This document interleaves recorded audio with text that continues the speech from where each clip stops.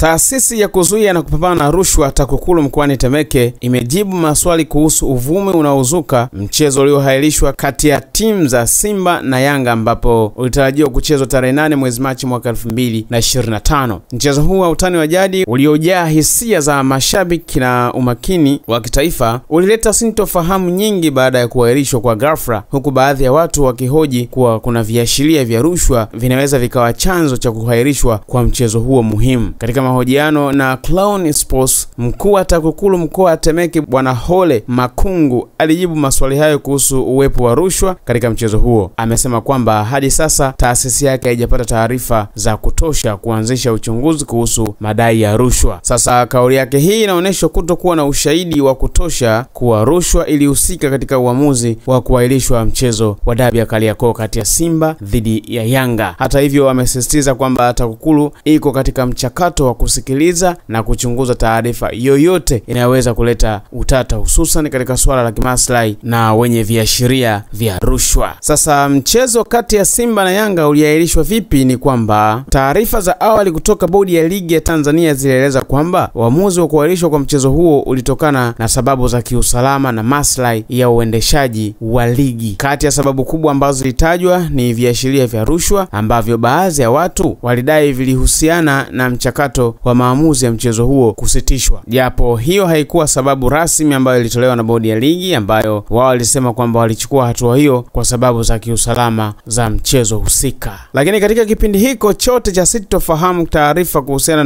na kuahirishwa kwa dabi ya Kariakoo, vyanzo vya ndani vya bodi ya ligi vilisema kwamba kuna baadhi ya viongozi wa mpira wa miguu walikuwa wakijaribu kuingilia kati matokeo ya mchezo huo kwa njia isiyo halali, jambo ambalo lilizua hofu kuhusu usalama wa mchezo na usawa wa mashindano, kwa mujibu wa taarifa ambayo ilitoka na bodi ya ligi kuhusiana na ufafanuzi kwa nini mchezo huo uliweza kuhairishwa. Sasa ukiangalia ile barua, ndio unakuja kupata maswali mengi ambayo kila mmoja alikuwa anajiuliza, na watu wakahusisha huenda kuna jambo la rushwa ambalo lilihusika ndani yake. Nikinukuu baadhi ya maneno ambayo aliweza kuzungumza mkuu wa TAKUKURU mkoa wa Temeke, alisema, kwa sasa hatujamaliza uchunguzi wa kisasa kwa sababu hatukuwa na taarifa zozote na ushahidi wa rushwa. Tunaendelea kutoa elimu na kuhimiza uwazi katika michezo yetu ili kuhakikisha kuwa kila mechi inachezwa kwa haki na usawa. Tunasisitiza kuwa rushwa ni adui mkubwa wa maendeleo ya mchezo, na tukipata ushahidi wa rushwa tutachukua hatua haraka na madhubuti ili kukomesha tabia hiyo. Mwisho kunukuu kile ambacho amekizungumza Makungu kuhusiana na taarifa inayohusisha rushwa kuahirishwa kwa mchezo wa Simba na Yanga. Je, kwa upande wako kwenye kila kitu ambacho kimepita, hususan kwenye hili sakata, unadhani kwamba ni kweli kuna viashiria vya rushwa mpaka kuahirishwa kwa dabi ya Kariakoo? Tutakutana kwenye comment.